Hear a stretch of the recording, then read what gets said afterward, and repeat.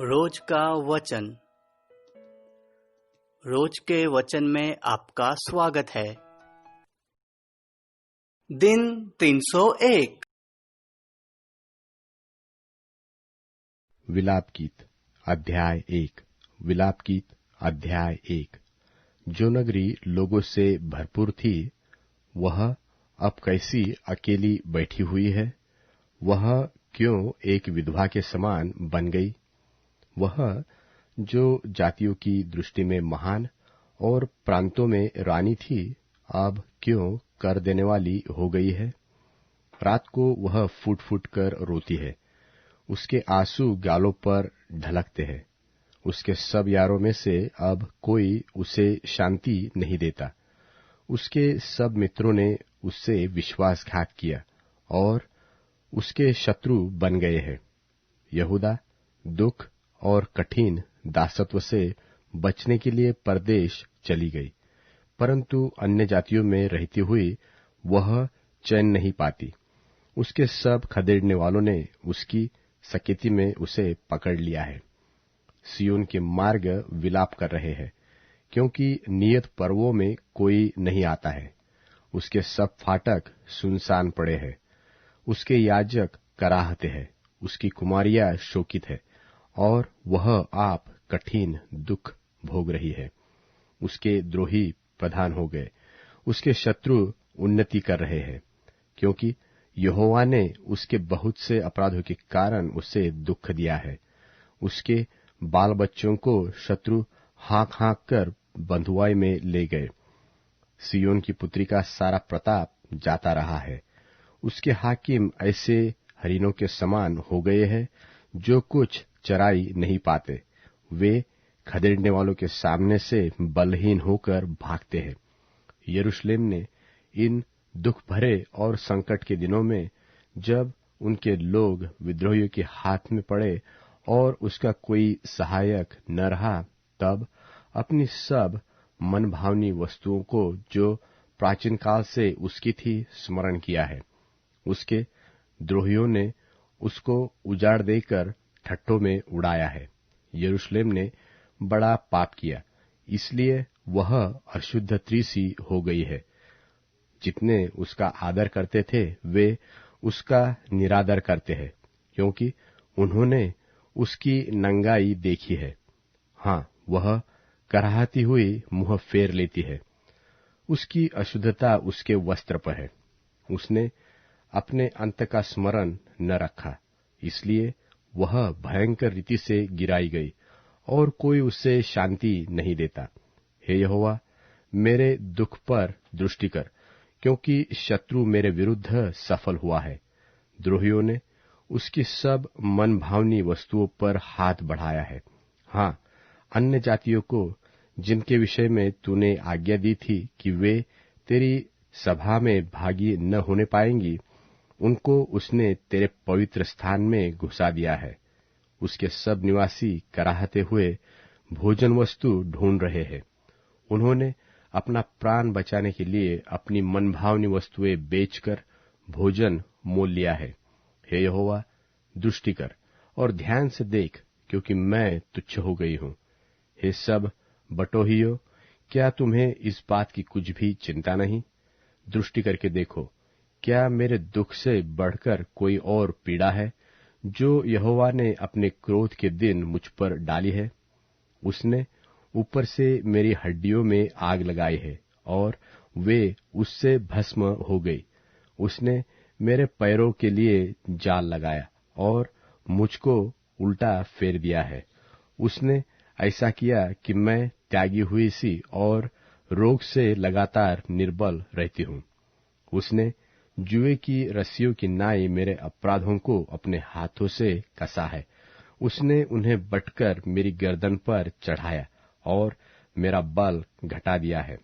जिनका मैं सामना भी नहीं कर सकती, उन्हीं के वश में यहोवा ने मुझे कर दिया है। यहोवा ने मेरे सब पराक्रमी पुरुषों को तुच्छ जाना। उसने नियत पर्व का प्रचार करके लोगों को मेरे विरुद्ध बुलाया कि मेरे जवानों को पीस डाले। यहूदा की कुमारी कन्या को यहोवा ने मानो कोल्हू में पेरा है। इन बातों के कारण मैं रोती हूँ। मेरी आंखों से आंसू की धारा बहती रहती है, क्योंकि जिस शांतिदाता के कारण मेरा जी हरा भरा हो जाता था, वह मुझसे दूर हो गया। मेरे लड़के बाले अकेले हो गए, क्योंकि शत्रु प्रबल हुआ है। सियोन हाथ फैलाए हुए है, उससे कोई शांति नहीं देता। यहोवा ने याकूब के विषय में यह आज्ञा दी है कि उसके चारों ओर के निवासी उसके द्रोही हो जाए। यरूशलेम उनके बीच अशुद्ध स्त्री के समान हो गई है। यहोवा सच्चाई पर है, क्योंकि मैंने उसकी आज्ञा का उल्लंघन किया है। हे सब लोगों, सुनो और मेरी पीड़ा को देखो। मेरे कुमार और कुमारियां बंधुआई में चली गई है। मैं अपने मित्रों को पुकारती हूँ, परंतु उन्होंने भी मुझे धोखा दिया है। जब मेरे याजक और पुरनिये इसलिए भोजन वस्तु ढूंढ रहे थे कि खाने से उनका जी हरा हो जाए, तब नगर ही में उनके प्राण छूट गए। हे यहोवा, दृष्टि कर, क्योंकि मैं संकट में हूँ। मेरी अतड़ियां ऐठी जाती है, मेरा हृदय उल्टा गया है, क्योंकि मैंने बहुत बलवा किया है। बाहर तो मैं तलवार से निर्वश होती हूँ, और घर में मृत्यु विराज रही है। उन्होंने सुना है कि मैं कराहती हूँ, परंतु कोई मुझे शांति नहीं देता। मेरे सब शत्रुओं ने मेरी विपत्ति का समाचार सुना है। वे इससे हर्षित हो गए हैं कि तूने ही यह किया है। परंतु जिस दिन की चर्चा तूने प्रचार करके सुनाई है, उसको तू दिखा, तब वे भी मेरे समान हो जाएंगे। उनकी सारी दुष्टता की ओर दृष्टि कर, और जैसा मेरे सारे अपराधों के कारण तूने मुझे दंड दिया, वैसा ही उनको भी दंड दे, क्योंकि मैं बहुत ही कराहती हूँ और मेरा हृदय रोग से निर्बल हो गया है।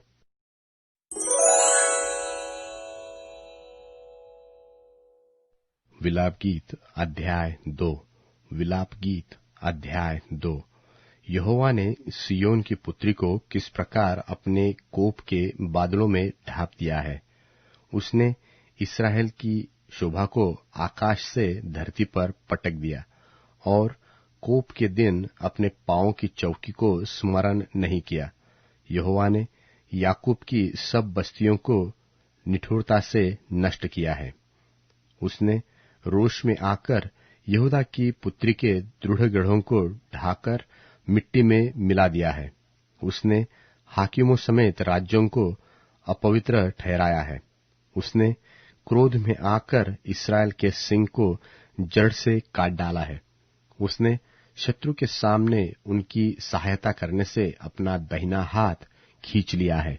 उसने चारों ओर भस्म करती हुई लौ की नाई याकूब को जला दिया है। उसने शत्रु बनकर धनुष चढ़ाया, और बैरी बनकर दाहिना हाथ बढ़ाए हुए खड़ा है, और जितने देखने में मन भावने थे उन सबको उसने घात किया। सियोन की पुत्री के तंबू पर उसने आग की नाई अपनी जलजलाहट भड़का दी है। यहोवा शत्रु बन गया है, उसने इस्राएल को निगल लिया। उसके सारे भवनों को उसने मिटा दिया, और उसके दृढ़ गढ़ों को नष्ट कर डाला है, और यहूदा की पुत्री का रोना पीटना बहुत बढ़ाया है। उसने अपना मंडप बारी के मचान की नाई अचानक गिरा दिया। अपने मिलाप स्थान को उसने नाश किया है। यहोवा ने सियोन में नियत पर्व और विश्राम दिन दोनों को भुला दिया है, और अपने भड़के हुए कोप से राजा और याजक दोनों का तिरस्कार किया है।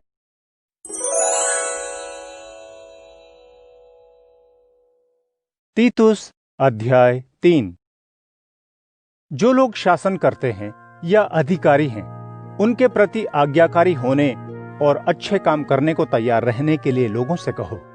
किसी की बुराई न करें, झगड़ालू न हो, लेकिन कोमल स्वभाव रखें और दूसरों के साथ नम्रता से पेश आएं। क्योंकि पुराने जीवन में हम भी बेवकूफ, आज्ञा न मानने वाले, धोखे में, तमाम अभिलाषाओं में और सुख विलास की चाह रखते हुए कड़वाहट, ईर्ष्या और नफरत की जिंदगी जीते थे।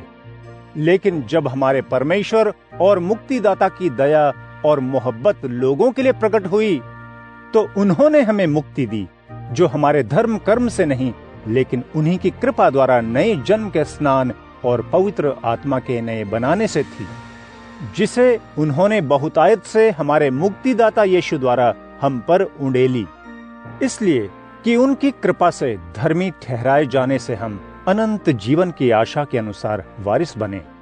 ये बात सच है और मैं चाहता हूं कि तुम ये बातें लगातार ऐलान करो, ताकि जिन लोगों ने परमेश्वर पर भरोसा कर लिया है वे भले कामों में लगे रहें। ये बातें अच्छी हैं और लोगों के लिए फायदेमंद हैं, लेकिन बेवकूफी के विवाद, वंशावलियों और व्यवस्था के मतभेद वाले विषयों और झगड़ों से दूर रहें, जो बिना लाभ के और बेकार हैं। ऐसे इंसान से दूर रहो जो एक दो बार मना किए जाने के बावजूद सच्चाई के साथ झूठ की मिलावट में बना रहता है। ये जान लो कि ऐसा व्यक्ति टेढ़ा है, गुनाह में है और खुद ही दोषी ठहर चुका है।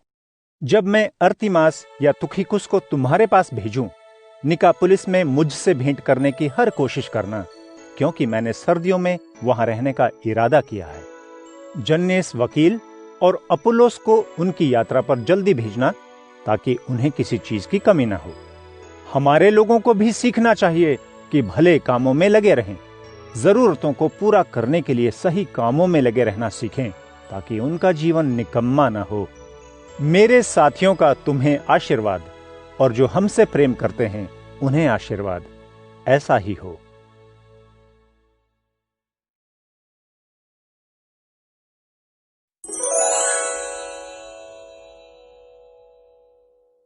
मैं दुचित व्यक्ति से घृणा करता हूं, पर मैं तेरी व्यवस्था से प्रेम करता हूं।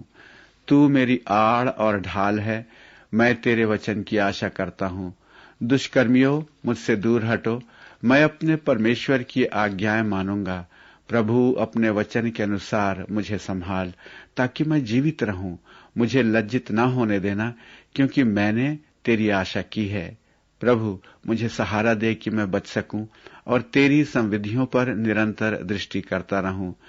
जो मनुष्य तेरी संविधियों से भटक जाता है, उनको तू धिक्कारता है, क्योंकि उनकी चतुराई व्यर्थ है। तू पृथ्वी के सब दुर्जनों को मैल के समान धोता है। अतः मैं तेरी साक्षियों से प्रेम करता हूं। प्रभु, तेरे भय से मेरा शरीर कांपता है, तेरे न्याय सिद्धांतों से मैं डरता हूं।